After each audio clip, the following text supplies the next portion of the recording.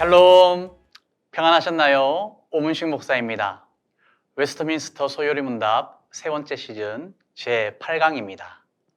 지난 시간은 1계명에 관한 내용을 담은 45문에서 48문을 살펴보았습니다. 오늘은 거기에 이어서 2계명에 연결된 49문에서 52문을 살펴보겠습니다. 먼저 49문입니다. 질문은 이렇습니다. 두 번째 계명이 무엇인가요? 이에 대한 답은 이렇죠. 두 번째 계명은 너를 위하여 새긴 우상을 만들지 말고 또 위로 하늘에 있는 것이나 아래로 땅에 있는 것이나 땅 아래 물속에 있는 것에 아무 형상이든지 만들지 말며 그것들에게 절하지 말며 그것들을 섬기지 말라. 나 여호와 너의 하나님은 질투하는 하나님인즉 나를 미워하는 자의 죄를 갚되 아비로부터 아들에게로 3, 4대까지 이르게 하거니와 나를 사랑하고 내 계명을 지키는 자에게는 1000대까지 은혜를 베푸느니라. 1계명에서는 우리가 사랑할 대상이 누구인지를 배웠습니다. 오늘 함께 살펴볼 2계명에서는 우리가 하나님을 사랑하는 방식이 무엇인가를 배우는 것이죠. 어떻게 우리가 사랑을 해야 할까요? 사랑은 상대방의 방식에 맞추는 것입니다. 내 방식을 강요하는 것은 사랑이 아닐 뿐더러 오히려 상대방을 화나게 하는 일이 됩니다. 우리가 하나님을 예배한다고 할 때 그것이 하나님을 기쁘시게 하는 예배인지 아니면 그저 내가 좋아서 하는 예배인지 잠시라도 진실하게 스스로 돌아보면 나의 양심이 소리쳐서 금방 알게 될 것입니다. 또한 공예배뿐만 아니라 우리의 삶 전체가 예배라고 할 때 우리가 걷고 뛰고 앉고 눕고 먹고 자고 놀고 생각하고 말하는 모든 순간이 하나님 앞에서 하는 것이기에 이것을 나의 방식대로가 아닌 하나님의 방식대로 행해야 한다는 사실을 2계명을 통해 깨닫게 되는 것입니다. 네, 계속해서 50문입니다. 질문입니다. 두 번째 계명에서 무엇이 요구되었나요? 답은 이렇죠.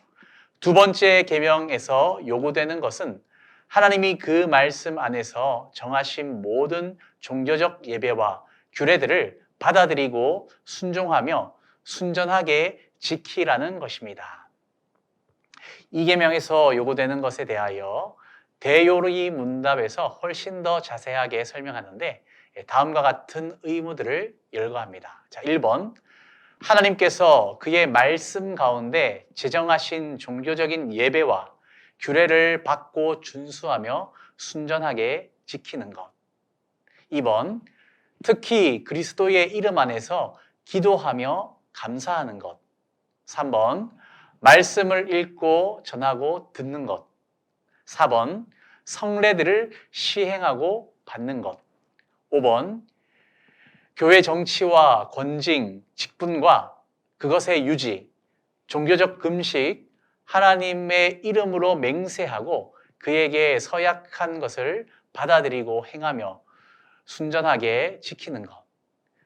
여기서 분명히 맹세하는 것도 해야 할 일이라고 이야기하고 있습니다. 우리는 맹세하지 말라고 그렇게 이야기도 하는데 사실은 하나님의 이름으로 맹세하는 것은 권장하고 있는 것이죠. 6번. 또한 모든 거짓된 예배를 부정하고 혐오하고 반대하는 것. 7번.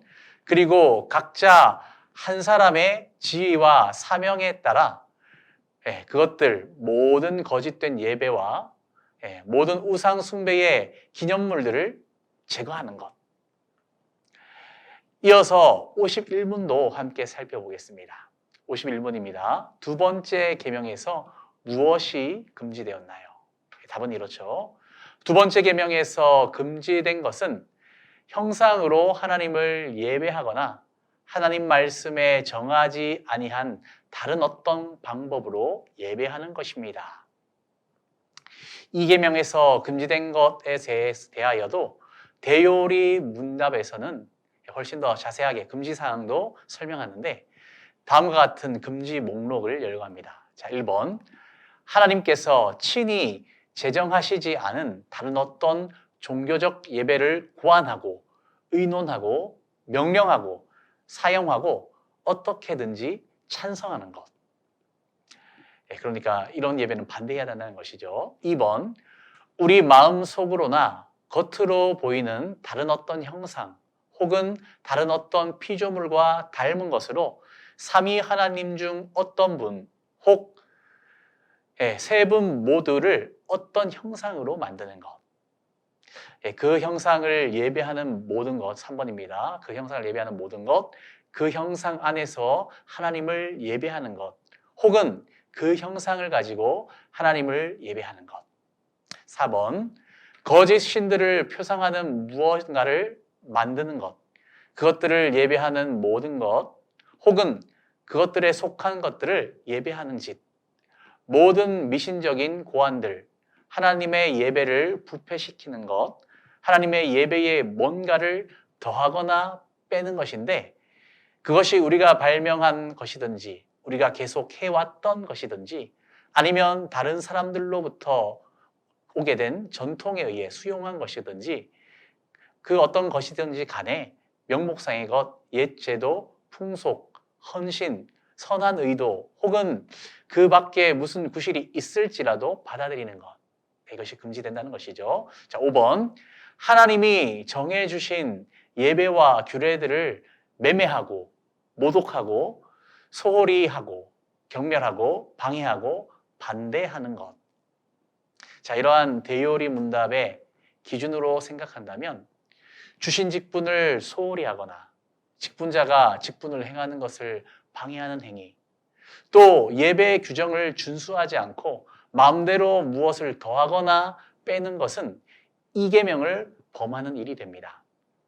우리가 그동안 대수롭지 않게 여겼던 일들도 계명 앞에 서면 심각한 문제가 될 수 있습니다.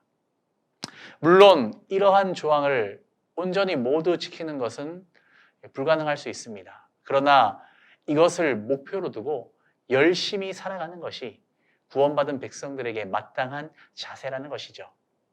계속해서 52문입니다. 두 번째 계명에 덧붙여진 이유들은 무엇인가요? 답은 이렇지요.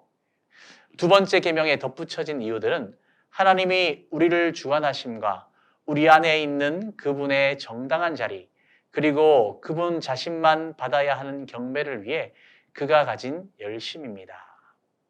덧붙여서 하나님이 설명하신 부분에 대한 이러한 질문과 답입니다.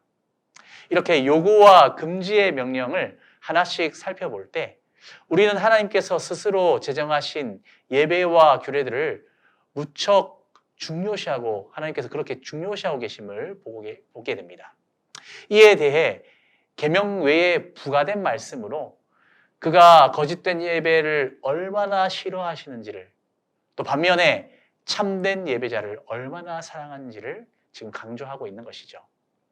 그러므로 이 계명을 바르게 이해한 사람이라면 가장 모범적인 예배는 어떠한 모습인지, 거기에 담긴 의미가 무엇인지를 어서 알고 싶은 마음이 생겨나게 됩니다. 예배 모범에 나타난 각 순서의 참 의미를 공부하고 또 알게 되면은 하나님을 좀 더 그의 방식대로 사랑할 수 있을 것입니다.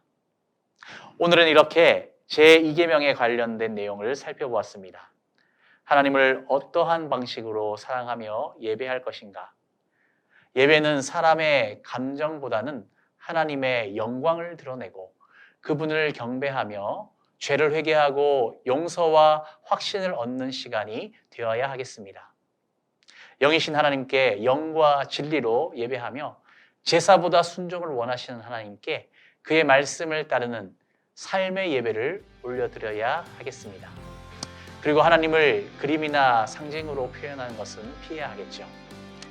이 계명을 순전히 지키며 하나님을 사랑하되 하나님의 방식대로 사랑을 표현하면서 그에게 기쁨이 되는 우리 모두가 되기를 소망합니다.